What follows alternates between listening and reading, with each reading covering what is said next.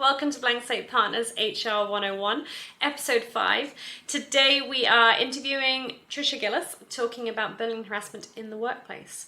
Trisha is a certified bullying harassment workplace investigator, so is definitely someone who is qualified to speak on these matters. And we're going to ask her a few questions today, so I'll jump right in. Hi Trisha. So question number 1 is, can you tell us what bullying and harassment in the workplace is and what it isn't?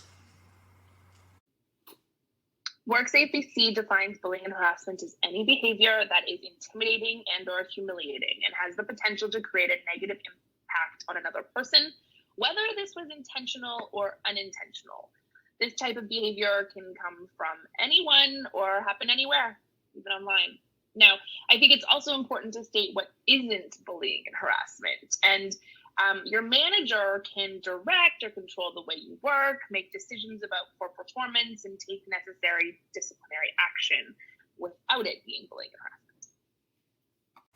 Thanks, Trish. That was really, really clear.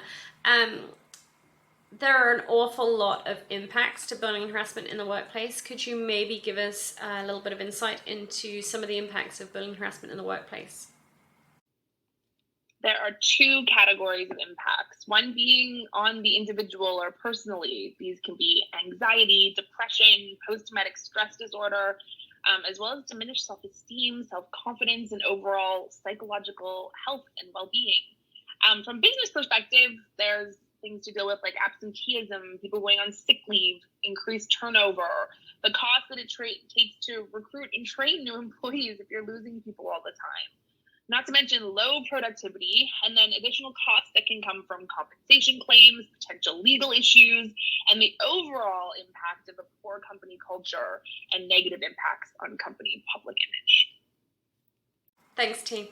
So here in Canada, we have to have, once you have one employee, you have to have a bullying and harassment policy in place.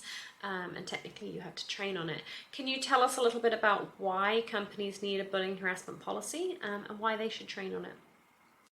Besides the need for compliance, we want to encourage an open communication about bullying and harassment, what this is, what this looks like, how to avoid it. We never want to assume that someone knows how their actions are impacting others. So it's really about creating awareness and providing communication tools to have these types of conversations, as well as to inform everyone about what can happen should there be a claim formally and an investigation that needs to go forward. The big 3 things to remember is to not be a bully. It's really that simple. Be kind, be respectful, and be inclusive. Speak up if you see someone that is being bullied, or if you're being bullied yourself. It's okay to tell them to stop if you feel uncomfortable. If you feel comfortable doing so, of course. Remember, friend to friend, hey, what you just said or did is not okay. It's as simple as it is. And then when necessary, report. Tell your manager, tell HR if you see someone being bullied or you're being bullied yourself. Okay, one last question, Trisha. What will happen if and when I, an individual, made a bullying and harassment complaint? Well, this will, of course, depend on your company's bullying and harassment policy, which all companies should have. But typically what it looks like is really dependent on the severity of the issue. It could be as simple as a discussion with that individual, some joint mediation could happen.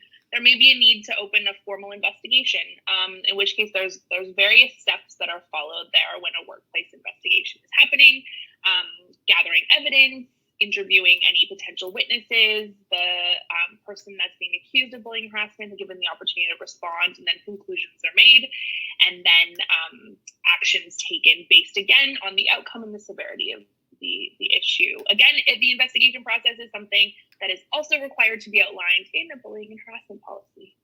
Excellent. Thank you. You're welcome. Thanks, Trisha. That was fantastic. That was really clear and really good information. For those of you who perhaps are watching this or have Googled this because you are experiencing bullying harassment in the workplace, Please know that help is at hand if you want it. Please feel free to reach out to hello@blankslate.partners. If you are a company that has stumbled across this video because you too are Googling it, because perhaps you have an issue internally, we do have online bullying harassment training that we offer to companies here in Canada. You can find that at www.compliancehr.ca.